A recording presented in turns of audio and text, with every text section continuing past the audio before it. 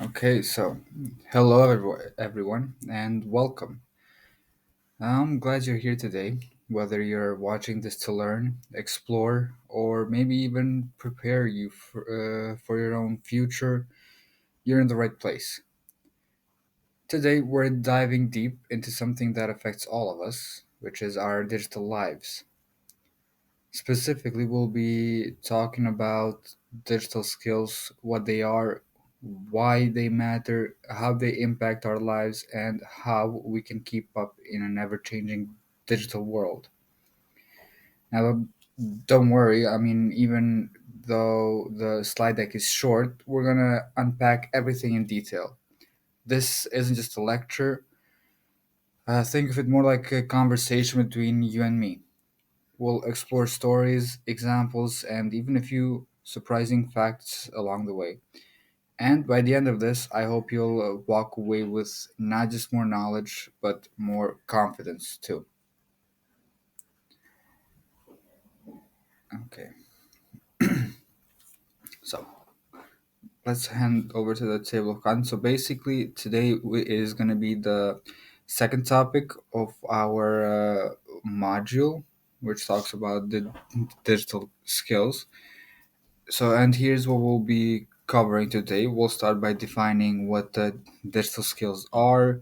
Then we'll look at the different levels from basic to advanced.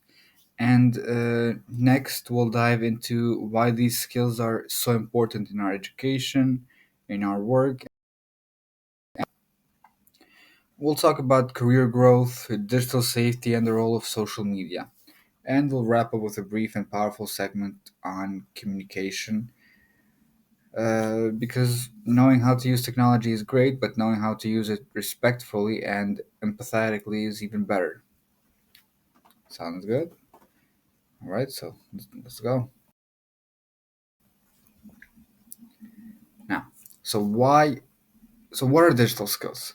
Actually, at the most basic level, digital skills are simply the ability to use digital devices, tools, and networks. That means things like browsing the web, sending an email, or creating a document. But it doesn't stop there. Digital skills also include evaluating information online, protecting your personal data, and even things like coding, graphic designs, and data analysis.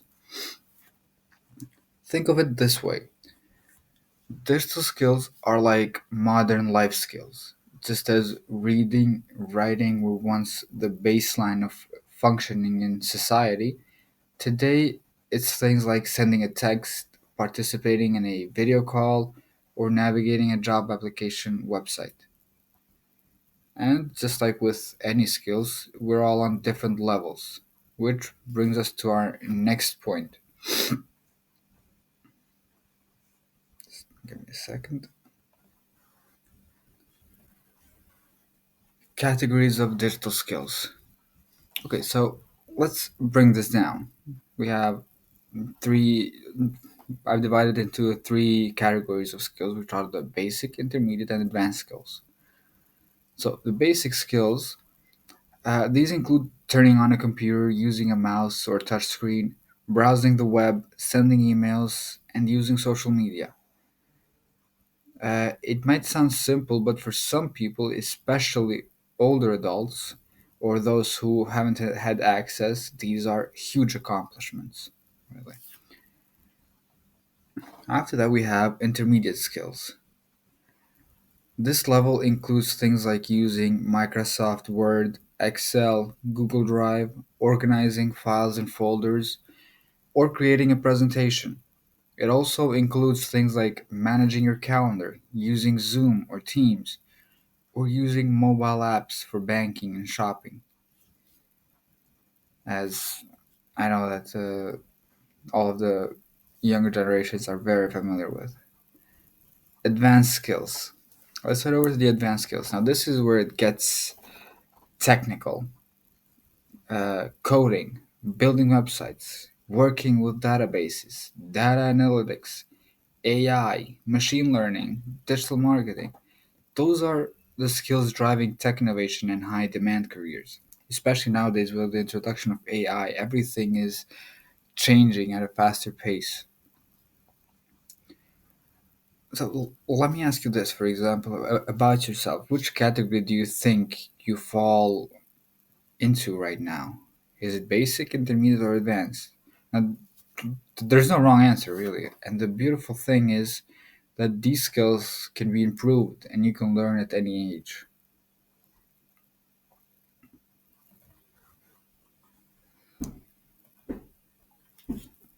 Okay, so let's talk about why are these skills so important.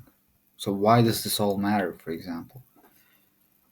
Well, digital skills give us access to information and learning. Imagine trying to do research without the internet, or learning something new without YouTube or online courses. We now have the world's knowledge literally at our fingertips. But it's more than that.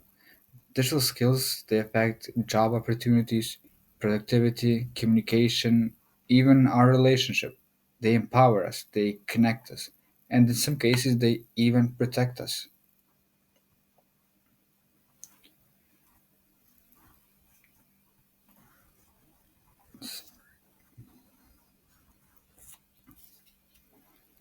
Yeah, so you can see, as it says from the slide as well, they're useful in the workplace, they increase productivity and efficiency. Remote work and collaboration is also a big part of it. It's easier to access information, it's easier for learning. There's digital skills are also, they play a huge role in career growth as well, especially in an nowadays ever changing world, and they have a social and economic impact as well.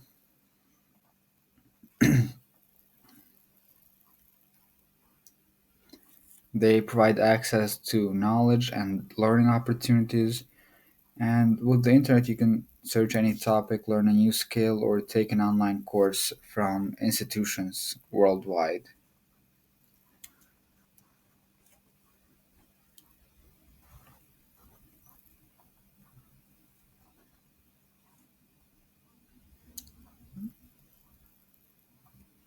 Okay, so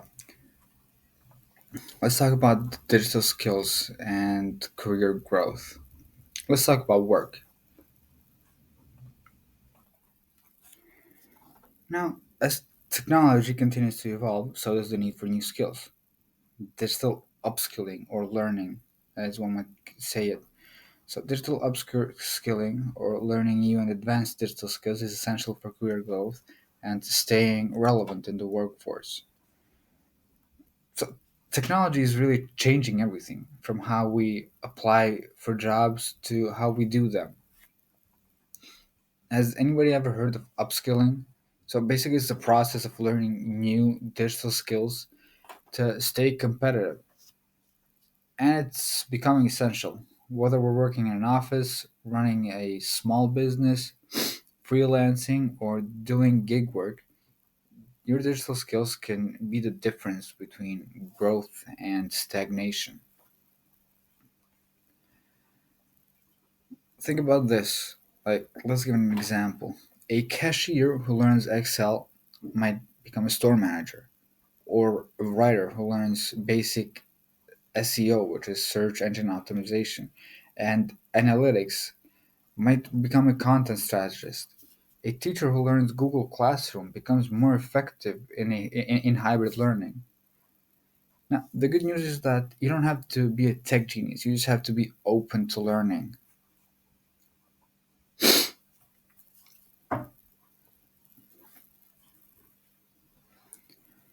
So, let's talk about the global impact that introduction of digital skills have had and have actually. Zooming out for a second, this isn't just about individuals, it's also about societies. Countries with digital skill population tend to have stronger economies. They attract investments, they innovate, they grow.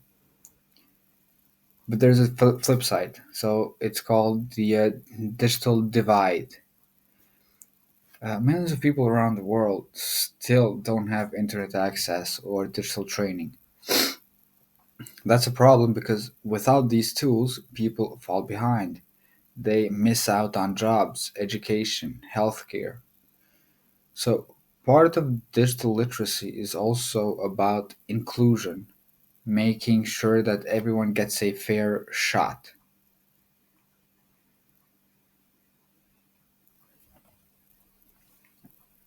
And now let's bring it home, literally.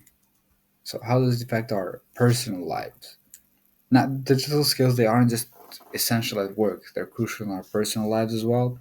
Managing finances, shopping online, staying in touch with friends, and even accessing health services often requires digital skills.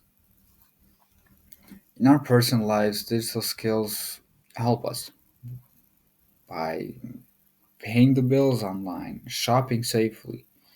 As I've mentioned, video calls with family, manage health appointments, even navigate dating apps. But here's something you don't always hear: digital skills also help us set boundaries.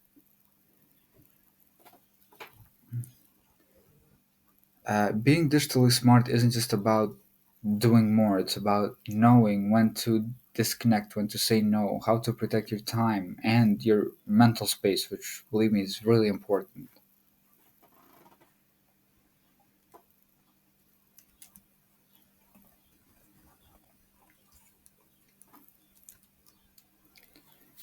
Okay, so let's talk about digital safety and security.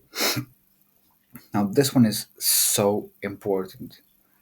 We live in a world of passwords, phishing emails, data breaches, and online scams.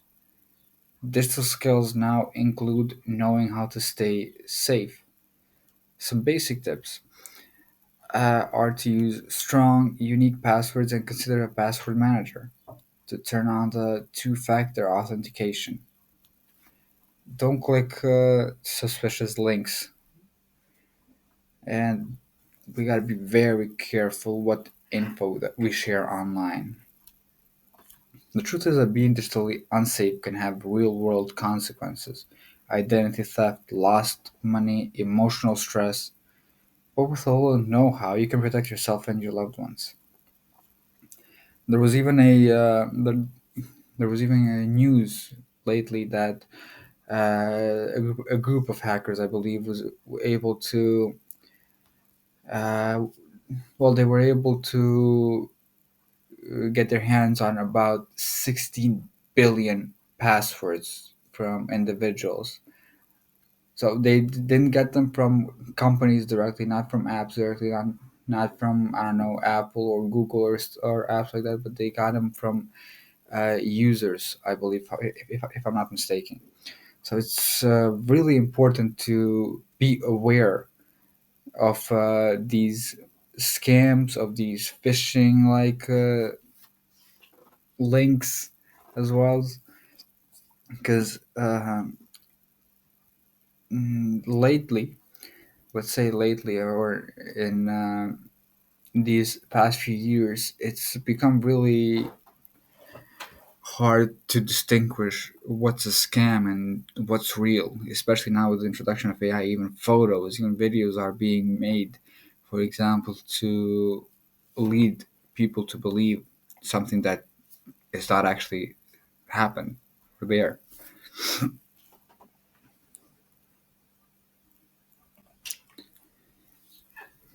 Now, let's talk about the civic engagement. Today, so many people access news online, they participate in online petitions, or even vote electronically in some regions. Understanding how to critically evaluate digital news sources and participate in online discussions ensures that people are informed citizens and able to engage in society in meaningful ways.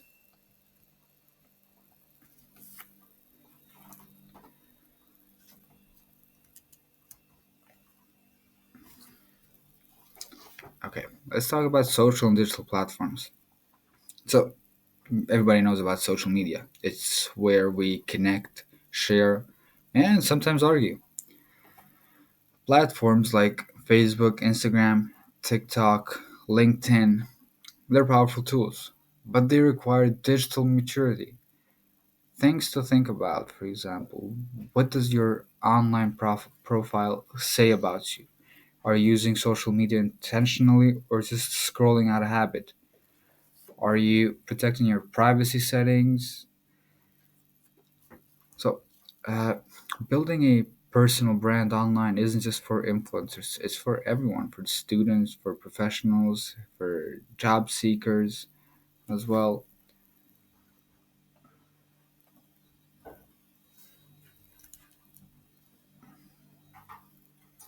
Now,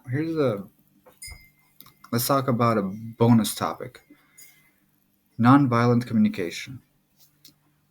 Why include this in our digital skills talk? Well, because how we communicate online is just as important as the tools we use.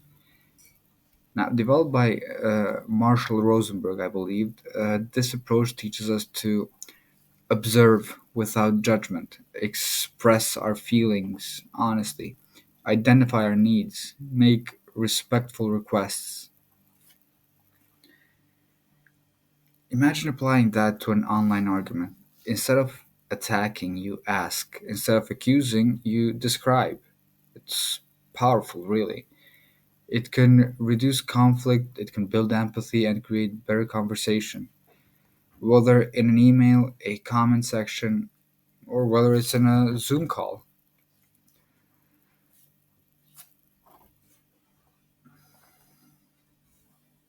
Okay, so here is a slide about a study that was made on the motivation to develop digital skills. Now, it was made on general population, but it had more effect on the older adults. So the study was made for on the motivation to develop digital skills, and the adult social care workforce felt motivated to develop their digital skills, particularly older workers, where 76% felt that digital learning was an essential part of their career progression. 61% wanted to develop their skills in using digital technology.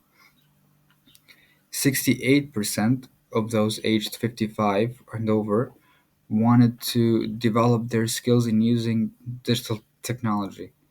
And 65% said that the COVID 19 pandemic had increased their need for digital skills.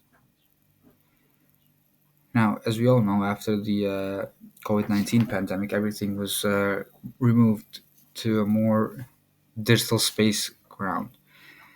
So everything was moved to online platforms, to online classrooms, and everything got more digitalized out of necessity. For someone it was easier to cope with. For someone it was way harder to get adjusted to it. But nonetheless, it really became a big deal.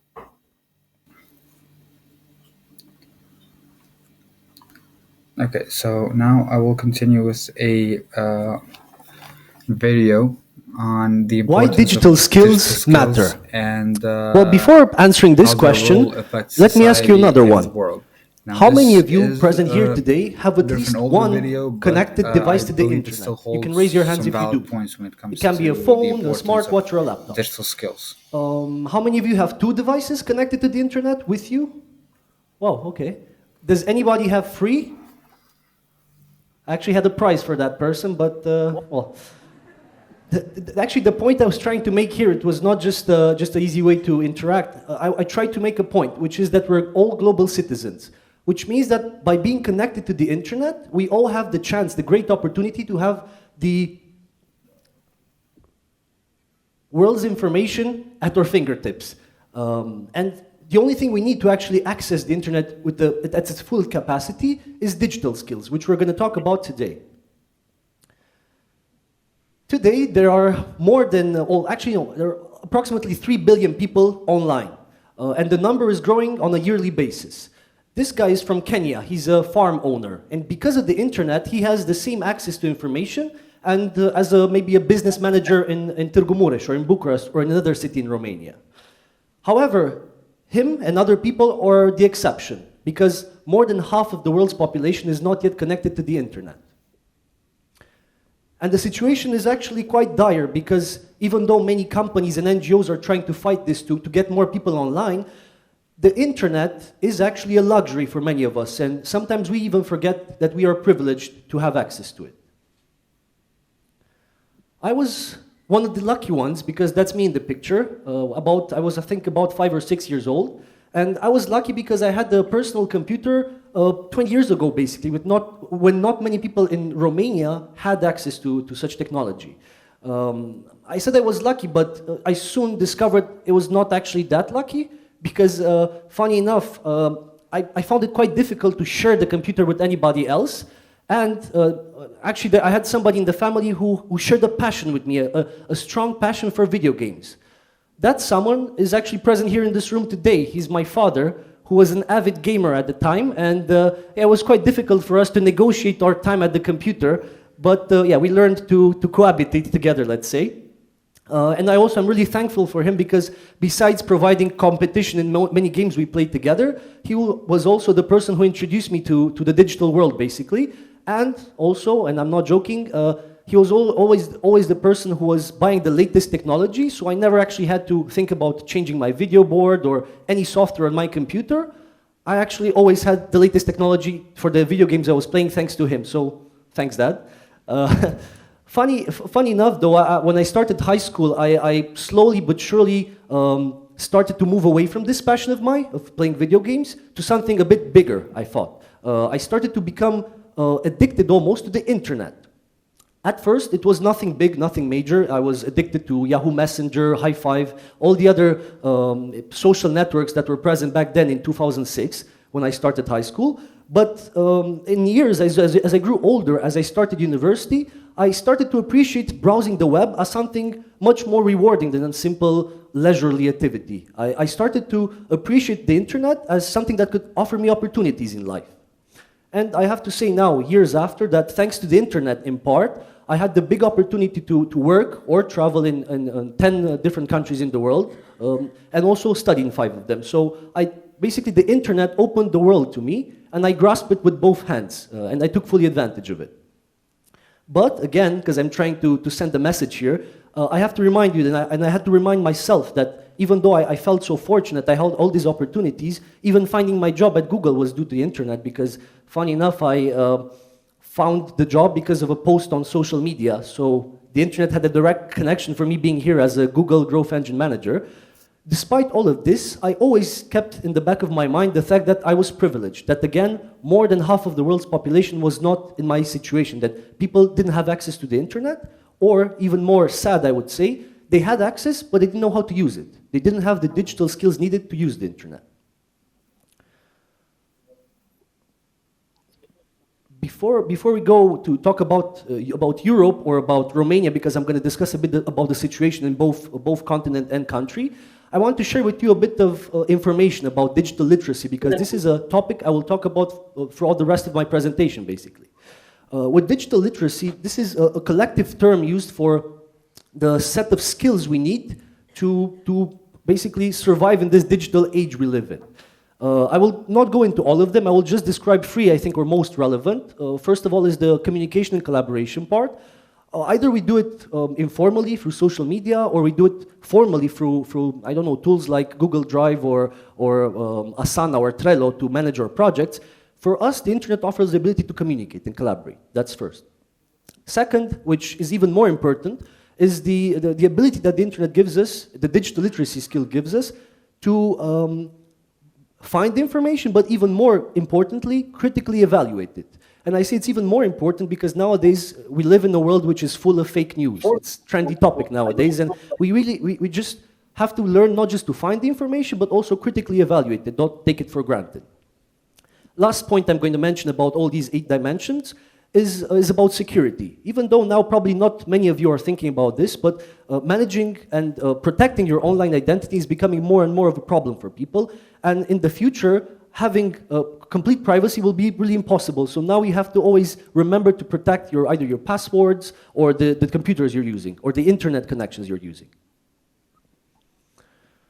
In Europe, the situation is mixed, let's say, because there are countries like Sweden, like Finland, or like Denmark who they have really good digital skills, the people who live there. However, on the other side, there's countries like Romania, like Bulgaria, who have a lot to do to catch up with these countries as well as with other countries globally. Currently, I think the top performers in terms of digital skills are the US, Japan, and South Korea, so we have a lot of catch up to do before we get close to them. According to the latest research coming from the European Commission, because I had to study a lot of documents to come up with this talk to really summarize all the key statistics, one of the first ones, which is probably the most shocking one, is that only half of the Europeans in the EU have the basic digital skills I referred to earlier. You know, know how to use social media, post, use tools as Microsoft Word or PowerPoints. These tools are not known by almost half of the people in Europe to a degree which is acceptable, let's say, which is close to the standard. Furthermore, today there are more than 500,000 jobs which are unfilled. They're vacancies. They're positions that you or I can work if we would have the necessary skills we need. And this is a paradox because if we think about it, we live in a time when unemployment rates are at their highest. We see the situation in Greece, in Spain, in Italy, where people don't have jobs, but at the same time, companies have vacancies. So you see the paradox. There's a mismatch between the supply of skills people have and the demands of companies. This is basically causing many of the organizations around the world to find it really difficult to find appropriately skilled people for the digital needs they have.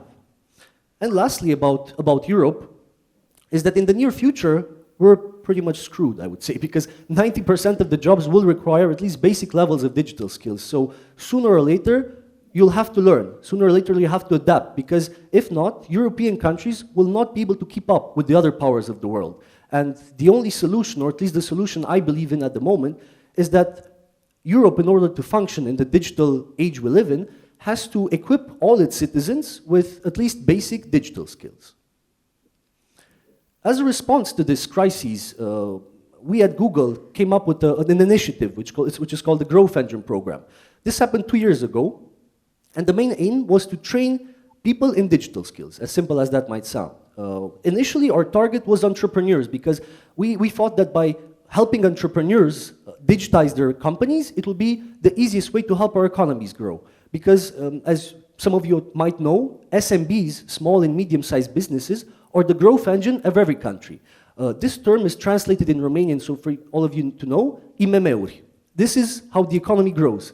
Actually, in Romania, 98% of the companies are SMBs. So if you help these companies grow, the small companies, you would help the whole economy grow eventually. However, we also realized that it's not enough to train up-and-coming, it's not enough to train established entrepreneurs, but you have to look after the up-and-coming ones, the young generation, us, many people here in the room today. So I'm really proud to say that after starting the program 2 years ago, today we have included students in our target group, so we're also offering these free trainings for students. Since we began this program, we actually trained approximately 2 million Europeans in digital skills. We're now present in every country in the EU, and also we recently extended to Asia and Africa. So our efforts continue up to this day.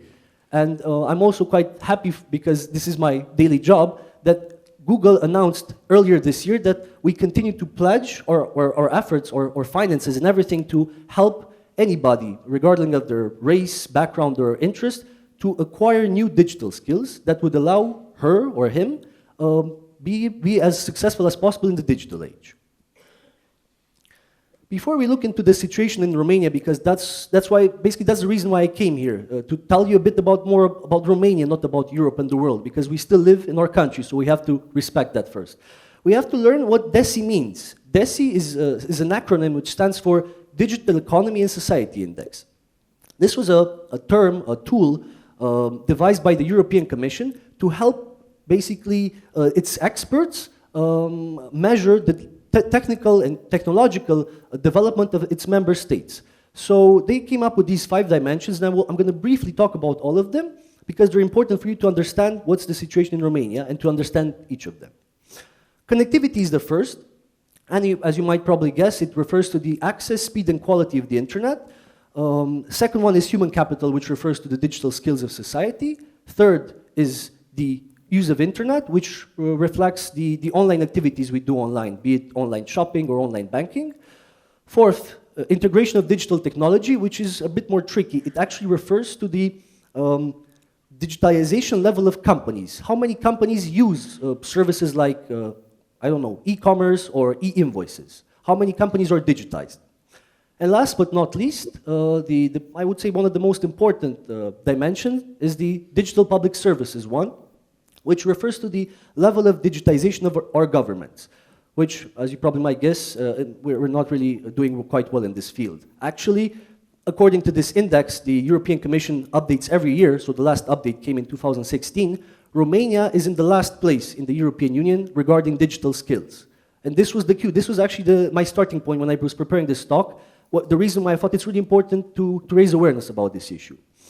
And we're actually going to look a bit about why we're so in a, I don't know, precarious situation. The only 2 dimensions in which we're actually good, because there is some positive in there, are 2 dimensions which you're probably familiar with because the TV is always spamming us with this news. First of all is the high speed of the internet. We Romanians occupy the 2nd place in Europe in terms of speed of internet, which I think only Belgium is better in this regards. Another positive exception is social media. And with social media, thanks to us, the avid Facebook users over here, Romania is in the 3rd place in the EU after Hungary, surprising maybe, and Belgium again. So we have 2 categories in which we're doing well. However, all the other dimensions, because there's 5 of them, and sub-dimensions, we are either last or 27 out of 28. This is valid for digital skills of people, this is valid for the amount of online activities we do as a country, and again, very importantly, for the digital public services we have. I would say that the technocrat government did a decent job in improving this because last year we had a government which encouraged open data, which put together strategies and initiatives like GovIT Hub, which were aimed at getting the people closer to the government and making the government more transparent in a way. As you all know, probably, I don't want to get into the details nowadays, it's probably reversing a bit the trend, but I still hope that we're going to continue working on digital public services. Last statistics about Romania, I don't want to get too much into them, but this is the shocking part actually, because only 26% of Romanians have basic digital skills. So if you remember when I was talking about digital literacy, those skills. So only 26% of our country has those skills, compared to approximately 53% the EU average, so double. Another even more shocking statistics I found, again on the European Commission website, is that 32% of Romanians never use the internet. So this is a paradox actually, because I was referring to the high speed of internet we have in Romania, but sadly we live in our bubble here in this room and probably with our friends because we have this high speed internet, but 32% of Romanians actually never used it. So this is again double the EU rate, because the EU average is 16% of people who never use the internet. Lastly, I think really important to mention is that 46% of Romanians the Romanian workforce possesses only basic or above basic digital skills, which means that the workforce we have, people who are basically qualified to work in every job, every sector, or just making the ends meet in terms of digital skills. And by the way, by above basic digital skills, I mean the skills which are requiring complex software managing. Let's say CRM, Photoshop, even coding can go into this category. So again, it seems that we're okay. But in Europe, the average is 72% of people in the workforce who have these skills. So again, we're halfway there. Last but not least, what we are doing at Google in Romania is Atelierul Digital, as Johan was mentioning initially. We started this initiative last year, and this is basically our version of Growth Engine in Romania.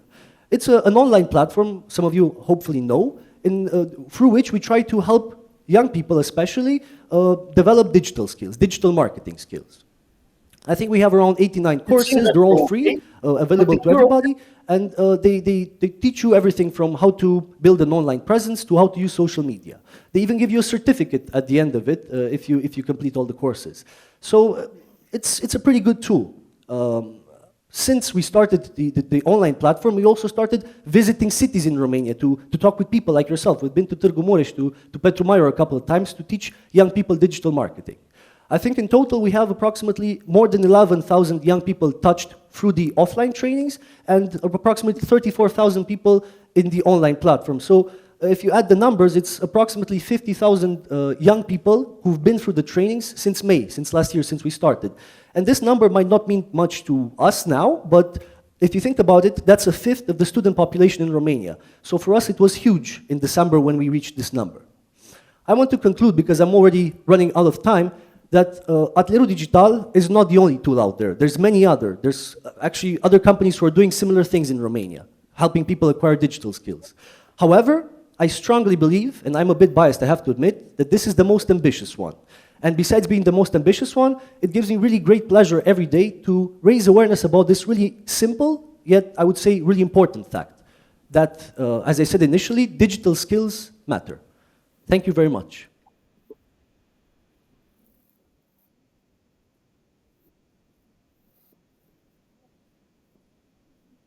Why digital skills matter? Well, before answering this question, let me ask you another one.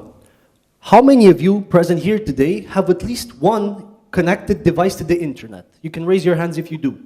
It can be a phone, a smartwatch, or a laptop. How many of you have two devices connected to the internet with you? Wow, okay. Does anybody have three? I actually had a prize for that person, but, well, Okay, so as you heard from the video, even though it was uh, mainly focused on issues in Romania, issues regarding raising awareness about increases in digital skill levels, I believe that it is the same case, if not the same, a very similar case, for example, here in the Balkan regions as well, in our own Montenegro as well, where jobs, even increasing job opportunities, they require a certain degree, a certain knowledge of using digital skills. uh, an interesting point about that video where he mentioned, for example, that paradox that there's like 500,000 jobs in that require that digital skills, but at the same time there's a high level of unemployment. So that paradox makes it clear how important how important it is to develop these digital skills. So that brings us to the end.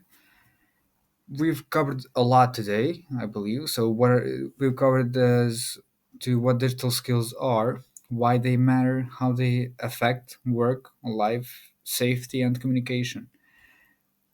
If there's one thing I want you to take away, it's this: so that you don't need to be perfect. You just need to be curious, to keep learning, try new tools, help others along the way as well. Guys, thank you so much for your attention and time. And until next time, stay safe, stay connected, and stay curious. Thank you.